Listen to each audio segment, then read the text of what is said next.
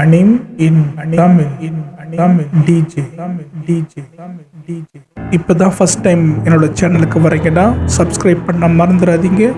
மறக்காம அந்த நோட்டிஃபிகேஷன் பில்லையும் தட்டி விட்டுருங்க. வணக்கம் நண்பா, நம்ம இன்னைக்கு பார்க்க போறது டெத் பேரேட் எபிசோட் 12. இதுதான் லாஸ்ட் எபிசோட் இந்த அனிமில். எபிசோடுக்குள்ள போறதுக்கு முன்னாடி என்னோட ஒரே ஒரு சின்ன கருத்து, நீங்க அனிம் ஃபேனா இருந்தால் இல்ல அனிம் ஃபேனா இல்லாம இருந்தாலும் சரி, தப்பி தவறி தெரியாம இந்த வீடியோக்குள்ள வந்துட்டீங்க அப்படின்னாலும் நீங்க இந்த எபிசோட கண்டிப்பா பார்க்கணும். ஏன்னா ரொம்ப ரொம்ப சென்டிமெண்டான, ஒரு மனுஷங்களுக்கு தேவைப்படுற ஒரு அவசியமான ஒரு எபிசோட் அப்படின்னு நான் சொல்ல நினைக்கிறேன். இந்த எபிசோட நான் பார்க்கணும் அப்படின்னு சொன்னது என்னோட வீடியோவில், இந்த எபிசோடோட ஒரிஜினல் வீடியோவை. இந்த எபிசோட ஆரம்பிச்ச உடனே பாத்தீங்கன்னா நம்ம டெக்கம் ஃபோன் பண்றான் இன்ஃபர்மேஷன் பீரோவுக்கு, எனக்கு இவளோட மெமரியை அமுச்சு வைக்க சொல்லி. அவங்களும் அமுச்சு வச்சிடறாங்க. அதுகிட்டையும் பாத்தீங்கன்னா நோனாவை காட்டுறாங்க. அங்க பாத்தீங்கன்னா அந்த ஓல்டு மேன் வராரு. அவர் பேசிட்டு இருக்கும் போதே இவளை பிடிக்க பாக்குறாரு. இவ தப்பிச்சிடுறா. என்ன விஷயம் அப்படின்னும் போது, நீ ஹியூமனோட எமோஷனை ஆர்பிட்டர் கூட நினைக்கிறது தெரியாது நினைக்கிறியா அப்படின்னு சொல்ல, நான் பண்ணது தப்பு கிடையாது அப்படின்னு சொல்ல இவ. அதுக்கு அவர் என்ன சொல்றாருன்னா, நம்ம எல்லாருமே டம்மி தான், நமக்கு எமோஷன் இருக்க கூடாது, இன்க்ளூடிங் மீ அப்படின்னு அவர் சொல்றாரு. அதெல்லாம் நீ சொல்லிக்கோ, நான் பண்றது சரிதான் அப்படின்ற மாதிரி அவ பேசிட்டு கிளம்பிடுறா. அதுகிட்டயும் பாத்தீங்கன்னா நம்ம டெக்கம காட்டுறாங்க. டெக்கம் என்ன பண்றான்னா, அவன் அசிஸ்டன்ட் லிப்ட்ல தூக்கிக்கிட்டு கீழே கடைசி ஃப்ளோருக்கு போ அப்படின்னு சொல்றான். கடைசி ஃப்ளோருக்கா அப்படின்னு கேட்க, ஆமா அப்படின்னு சொல்றான். ஓகே, கூட்டு போறாங்க. அதுகிட்டயும் பாத்தீங்கன்னா நம்ம சுவிக்கி அவளோட வீட்லயே எழுந்துக்கிறா. எழுந்து பார்த்தா அவளோட ரூம் தான். அவளுக்கு ஒண்ணுமே புரியல. திக்கு திணறி இறங்க பாக்குறா. கீழே விழுந்துடுறா. விழுந்தோடனே பாத்தீங்கன்னா டெக்கம் அங்க வரான். டெக்கம் கிட்ட பாத்தீங்கன்னா அவ பேசிட்டு இருக்கா. டெக்கம் கையில 2 பொம்மை இருக்கு. அது என்ன பொம்மை அப்படின்னு பாத்தீங்கன்னா ஜிம்மியோட பொம்மையும் செவக்கோட பொம்மையும் தான். அந்த பொம்மையை பாத்தீங்கன்னா இவ சின்ன வயசுல இருக்கும் போது அவங்க அம்மா தான் மேக் பண்ணி கொடுத்திருக்காங்க. அது சொல்றா, இது மாதிரி எங்க அம்மா தான் மேக் பண்ணி கொடுத்தாங்க, இருந்தாலும் பாக்குறதுக்கு அவங்க 2 பேர் மாதிரி இல்லைன்னாலும் எனக்கு இதுதான் ட்ரெஷர் அப்படின்னு அவ சொல்ல, 2 பேருமே பேசிக்கிட்டே வெளியே வராங்க. வெளியே வரும்போது டைனிங் ஹால் அப்புறம் கிச்சன் இதெல்லாம் பார்க்கும் போது அவளுக்கு பழைய ஞாபகங்கள் வருது. அவங்க அம்மா கூட பேசினது, சாப்பிட்டது, அவங்க வீட்டுல இருந்தது, அவ சின்ன வயசுல புக்கு படிச்சது எல்லாமே ஞாபகம் வருது. அவ பாத்தீங்கன்னா ஹாலுக்கு வந்தாச்சு. அங்க பாத்தீங்கன்னா இவ செத்துட்டா பாத்தீங்களா, அதால ஹால்ல அவ போட்டோ வச்சு அவளுக்கு பிடிச்ச பொருளா வச்சிருப்பாங்க, அது மாதிரி இருக்கு. அவ அதை யோசிச்சுட்டு இருக்கும் போது பாத்தீங்கன்னா யாரும் டோர் தவிர சவுண்ட் கேக்குது. அது யாரு அப்படின்னு பாத்தீங்கன்னா அவளோட அம்மா தான். அவங்க உள்ள வராங்க. இவ அம்மா அப்படின்றா. பட் அவங்களுக்கு கேட்கல. அவங்க என்ன பண்றாங்கன்னா, உள்ள வந்த உடனே அந்த போட்டோவை பார்த்துட்டு, சுவிக்கி நான் வீட்டுக்கு வந்துட்டேமா அப்படின்னு சொல்லிட்டு அவங்க போயிட்டு சமைக்கிறதுக்கு போறாங்க. இவளுக்கு பயங்கரமா சோகமாயிடுது. ஏன்னா நம்ம அம்மா நம்ம எப்படி இருக்கிற மாதிரி அவங்க பேசிட்டு அவங்க போறாங்க. ஆனா நம்ம அம்மா பக்கத்துல இருந்தும் நம்மளால அவங்கள பேச முடியல, அவங்கள தொட முடியலையே அப்படின்னு வருத்தப்படுறா. இதை நினைச்சுக்கிட்ட சோகமா வெளியே உட்கார்ந்து இருக்கும் போது நம்ம டெக்கம் என்ன பண்றான்னா, நான் அவனுக்கு ஒரு சாய்ஸ் தானே அப்படின்னு அவ வச்சிருப்ப பாத்தீங்கன்னா ஒரு ரிமோட். அந்த ரிமோட்டை அவட்ட கொடுத்துட்டு, நான் இங்க எதுக்கு ஒண்ணு கூட்டு வந்திருக்கேன் அப்படின்னா, நீ உங்க அம்மா கூட வாழணும் அப்படின்னு ஆசைப்பட்டனா இந்த ரிமோட்டை அழுத்துனா வேற யாராவது ஒருத்தர் சோலுக்கு பதிலா உன்னோட சோலை நான் ரீப்ளேஸ் பண்ணிடுறேன் அப்படின்னு அவன் சொல்றான். அவன் என்ன கேட்கறான்னா, இப்ப நான் இந்த ரிமோட்டை அழுத்துனேன் அப்படின்னா இங்க உலகத்துல இருக்கவங்க யாராவது ஒருத்தர் உயிர் மேல வந்துடும், நான் திரும்பி இங்க வரலாமா அப்படின்னு கேட்க, ஆமா, அது மட்டும் இல்ல, உன் சொந்தக்காரங்க தெரிஞ்சவங்க எல்லாருக்குமே நீ செத்துட்ட அப்படின்ற விஷயமே ஞாபகம் இருக்காது, எல்லாமே மெமரில இருந்து அழிஞ்சிரும், நீ பழைய மாதிரி சந்தோஷமா வாழலாம். இது இவன் சொல்ல அவளுக்கு பழைய ஞாபகம் வருது. அதாவது வருத்தப்பட்டுப்பா, பாத்தீங்களா இது மாதிரி உலகத்துல எவ்வளவு நல்ல விஷயம் இருக்கு, என் குடும்பம் இருக்கு, ஃபேமிலிஸ் ஃப்ரெண்ட்ஸ் எல்லாருமே இருக்காங்க, நான் வெறும் ஸ்கேட்டிங்காக என் உயிரை எடுத்துக்கிட்டேனே அப்படின்னு வருத்தப்பட்டுருவா பாத்தீங்களா. அதெல்லாம் ஞாபகம் வருது. அதெல்லாம் ஞாபகம் வரும் போதே அதுகிட்டயும் அவங்க அம்மா பாத்தீங்கன்னா இவளுக்கு பிடிச்சதை சமைச்சு எடுத்து அங்க வைக்கிறாங்க. வச்சுட்டு அழுகுறாங்க.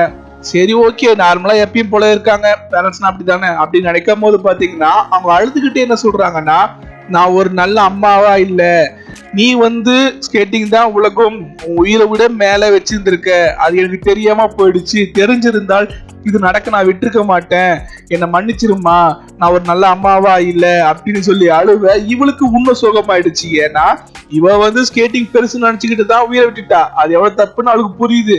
ஆனால் இது பாத்தீங்கன்னா அவங்க குடும்பத்தை எந்த அளவுக்கு பாதிச்சிருக்குன்னா, அவங்க அம்மா அவங்க மேலேயே பழி போட்டுக்கிறாங்க. நம்மளாலதான் நம்ம பொண்ணு செத்துட்டா, நம்ம ஒழுங்கா கவனிச்சிருந்தா அது நடந்திருக்காது அப்படின்ற மாதிரி.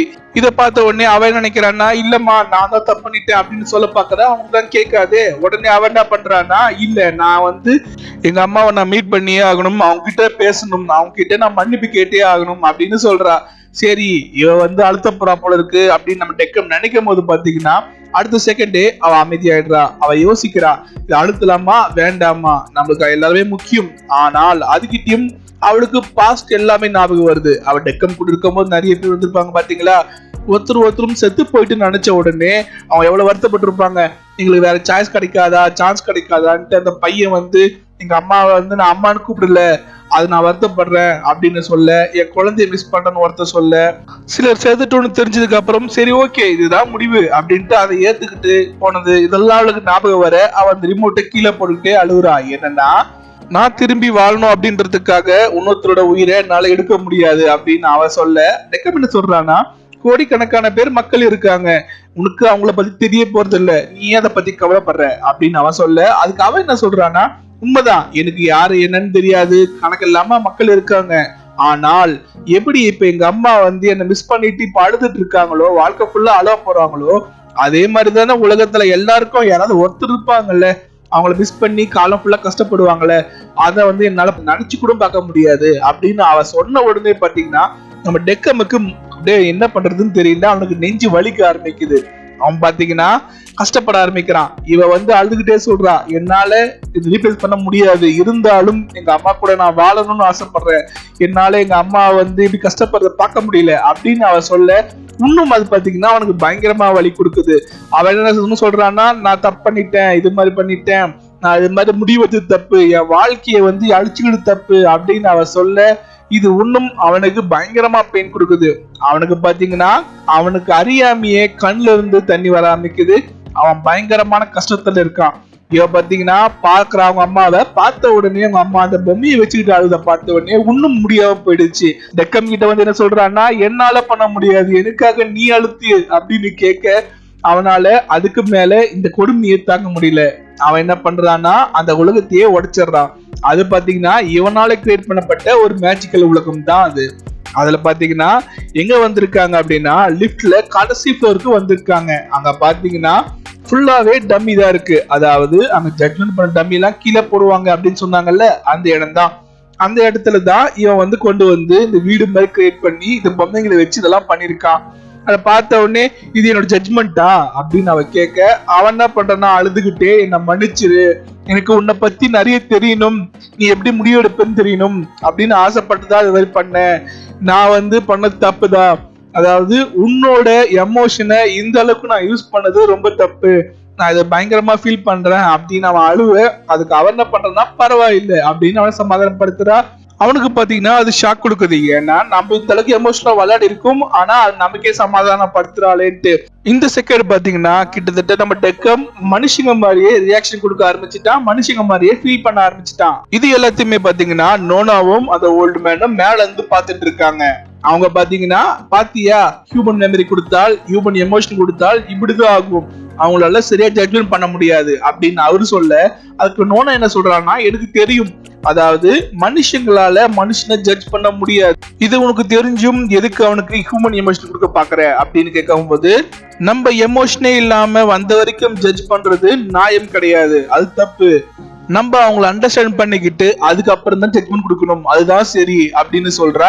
இது மாதிரி நம்ம இவ்வளவு நாள் பண்ணிட்டு இருக்கோம், நம்ம எல்லாருமே டம்மி தான் அப்படின்னு அவன் சொல்ல, அவன் என்ன சொல்றான்னா, இது வரைக்கும் நடந்திருக்கலாம், ஆனா அது சரி கிடையாது, நம்ம வந்து சஃபர் பண்ணாலும் பரவாயில்ல, ஜட்ஜ்மெண்ட் கரெக்டா பண்ணணும் அப்படின்னு சொல்ல, சஃபர் எதுக்கு நம்ம பண்ணணும் அப்படின்னு கேட்க, அதுக்கு அவன் என்ன சொல்றான்னா, மனுஷனா பிறந்தவன் கஷ்டப்பட்டு எமோஷன் எல்லாமே பட்டுட்டு தான் அவன் வாழ்க்கைக்கு ஒரு அர்த்தம் கிடைக்குது, அதே மாதிரிதான் நம்ம வாழ்க்கைக்கும் ஒரு அர்த்தம் கிடைக்கும், அதனால நம்மளும் ஹியூமன் எமோஷனை புரிஞ்சுக்கணும், அது மூலமா சஃபர் ஆனாலும் பரவாயில்ல, நம்மளால நல்ல முடிவு எடுக்க முடியும், அப்பதான் நம்மளுக்கும் வாழ்றேன் அப்படின்ற ஒரு ஃபீலிங் கிடைக்கும் அப்படின்னு அவ சொல்ல, நம்ம வாழ்றதெல்லாம் இல்ல, நம்மளுக்கு பொறுப்பும் கிடையாது சாவும் கிடையாது அப்படின்னு அவன் சொல்ல, நீ என்ன பண்ணா சொல்லிட்டு போ, இப்போ பிரசன்ட்ல நம்ம உயிரோட தான் இருக்கும், சோ நம்ம வாழ்ந்துட்டு தான் இருக்கும் அப்படின்னு அவ சொல்றா. அதுகிட்டயும் பாத்தீங்கன்னா டெக்கம் கிட்ட வராங்க.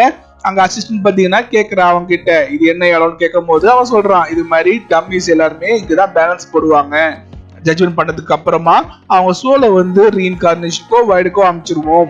ஒன்ஸ் இங்க டம்மி வந்தா இங்கேதான் இருக்கும் அப்படின்னு அவன் சொல்ல, அப்ப நான் இங்கேதான் இருக்கணுமா அப்படின்ற மாதிரி அவ கேட்க, இல்ல அப்படின்னு சொல்லிட்டு அவளை கூப்பிட்டுட்டு லிப்ட்ல கிளம்புறான். திருப்பி பாத்தீங்கன்னா ஆபீஸ்க்கு வந்துட்டாங்க. இவன் திருப்பியும் லிப்ட்ல அனுப்ப பாக்குறான். அங்க பாத்தீங்கன்னா ஹெவன் சிம்பிள் தான் காட்டுது. இவன் என்ன சொல்றான்னா, இது வரைக்கும் நீ என் கூட இருந்தது நான் ரொம்ப சந்தோஷமா ஃபீல் பண்றேன் அப்படின்னு இவன் சொல்ல, அவளும் அதே மாதிரிதான் அப்படின்னு சொல்ல, நான் உனக்கு ஒண்ணு சொல்றேன், இனிமேட்டு நீ ஜட்ஜ்மெண்ட் பண்ணும் போது நான் உனக்கு ஒரு டிப்ஸ் தரேன் அப்படின்னு. என்ன அப்படின்னு கேட்கும் போது, கொஞ்சம் சிரிக்க ட்ரை பண்ணு அப்படின்னு சொல்றான். சொன்ன உடனே அவன் சிரிக்கிறான், அவன் தலையில அடிச்சுக்கிறான். ஏன்னா நம்ம ஆளு ஜோக்கர் மாதிரி சிரிக்கிறான். சரி நான் கிளம்புறேன் அப்படின்னு அவன் சொல்ல, அதுக்கிட்டையும் பாத்தீங்கன்னா நம்ம டெக்கமுக்கு பிளாஷ் ஆகுது மெமரி. என்னன்னா இவ கூட டைம் ஸ்பெண்ட் பண்ணா பாத்தீங்களா, அவ பேசுனது நடந்துகிட்டது எல்லாமே ஞாபகம் வருது. வந்த உடனே அவனுக்கு தெரியாமையே நேச்சுரலான மனுஷங்களோட சிரிப்பு வந்துருச்சு. அதை பார்த்த உடனே அவளுக்கு கண் கலங்குறா.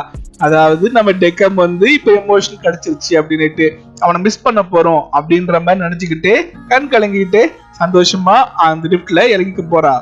இதுக்கு அடுத்த சீன் பாத்தீங்கன்னா கிங்கி கிட்ட வராங்க. கிங்கி ஒரு பொம்மை தொடச்சிட்டு இருக்கான். அந்த பொம்மையை பாத்தீங்கன்னா நம்ம மையு மாதிரியே இருக்கு. அவனுக்கு அவளை புடிச்சு போயிருச்சு போல இருக்கு. அதனால பொம்மையை மேக் பண்ணி வச்சிருக்கான் போல இருக்கு. திருப்பி நம்ம டெக்கம் கிட்டே வராங்க. அவன் லிப்ட் ஆன் ஆகுது. 2 பேர் வராங்க. அவன் ஜட்ஜ்மெண்ட் பண்றதுக்காக தயாரா இருக்கான். அழகா ஹியூமன் மாதிரி சிரிச்சிட்டு நிக்கிறான். அதோட இந்த எபிசோட் முடியுது. அது மட்டும் இல்ல, இதுல இன்னொரு விஷயம் இருக்கு. அந்த எபிசோட் முடியும் போது பாத்தீங்கன்னா நம்ம டெக்கம் பக்கத்திலேயே சேர்ல அவனோட அசிஸ்டன்ட் டம்மியும் உட்கார்ந்துட்டு இருக்கு. என்னோட வீடியோ உங்களுக்கு பிடிச்சிருந்தால் மறக்காம லைக் பண்ணுங்க, கமெண்ட் பண்ணுங்க, சப்ஸ்கிரைபும் பண்ணுங்க.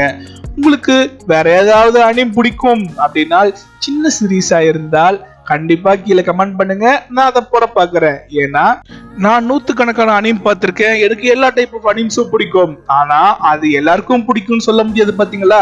சோ உங்களுக்கு பிடிச்சதை கமெண்ட் பண்ணுங்க. சின்ன சீரீஸா இருந்தால் சீக்கிரமா போட பாக்குறேன். பெரிய சீரீஸா இருந்தாலும் கண்டிப்பா ட்ரை பண்றேன். தேங்க்யூ.